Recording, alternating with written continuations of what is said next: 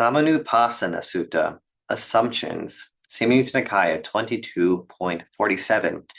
Near Savatthi, there the Blessed One said, monks, whatever contemplatives or Brahmins who assume in various ways when assuming a self, all assume the five clinging aggregates, or a certain one of them, which five there is the case where an uninstructed, run-of-the-mill person who has no regard for noble ones, is not well versed or disciplined in their Dhamma, who has no regard for people of integrity, is not well versed or disciplined in their Dhamma, assumes form to be the self, or the self as possessing form, or form as in the self, or the self as in form. He assumes feeling to be the self, or the self as possessing feeling, or feeling as in the self, or the self as in feeling.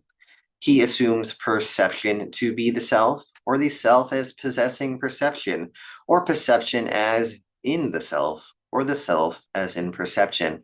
He assumes fabrications to be the self, or the self as possessing fabrications, or fabrications as in the self, or the self as in fabrications. He assumes consciousness to be the self, or the self as possessing consciousness, or consciousness as in the self, or the self as in consciousness. Thus, both this assumption and the understanding I am occur to him, and it is with reference to the understanding I am that there is the appearance of the five faculties: eye, ear, nose, tongue, and body, the sense of vision, hearing, smell, taste, and touch. Now, there is the intellect. There are ideas, mental qualities. There is the property of ignorance.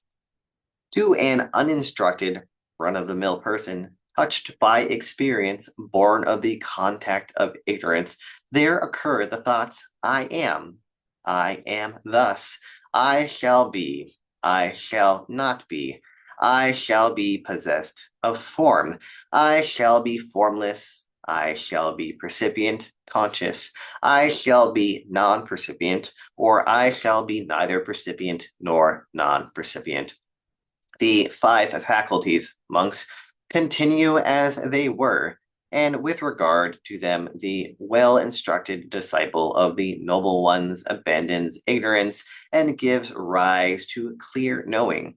Owing to the fading of ignorance and the arising of clear knowing, the thoughts I am this, I shall be, I shall not be, I shall be possessed of form, I shall be formless, I shall be percipient, I shall be non-percipient, and I shall be neither percipient nor non-percipient do not occur to him.